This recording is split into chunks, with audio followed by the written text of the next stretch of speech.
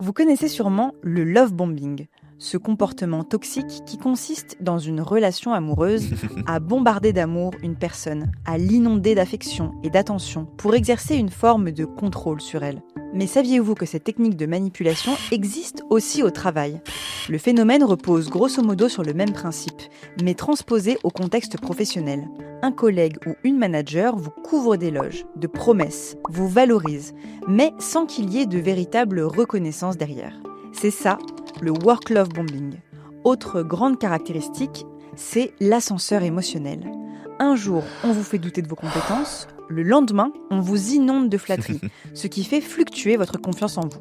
Mais alors, quels sont les signaux principaux qui doivent vous mettre en garde d'un tel comportement ? Des compliments disproportionnés sur vos compétences ou votre travail, sans avantage tangible, un attachement émotionnel démesuré, des messages fréquents de reconnaissance, une subtile inconstance dans le discours et le comportement d'un jour à l'autre, une invisibilisation de votre travail, une exclusion des discussions stratégiques.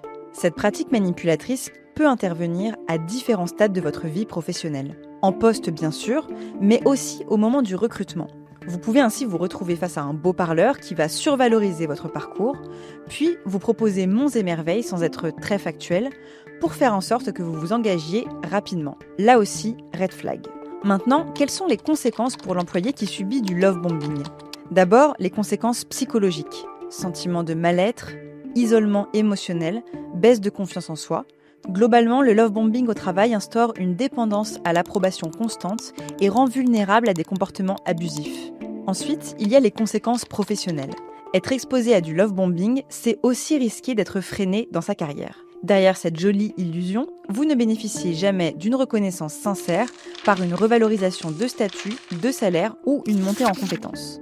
Vous risquez aussi le burn-out.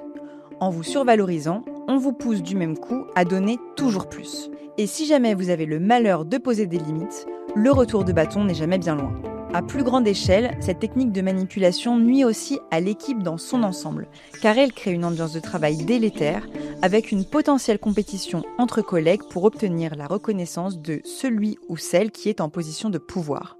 On va conclure en disant que le love bombing, que ce soit dans la sphère pro ou perso, ça peut être pratiqué de manière consciente ou inconsciente. Mais dans tous les cas, ça ne déresponsabilise pas pour autant la personne qui s'en rend coupable. Et vous avez déjà été victime de love bombing au travail ?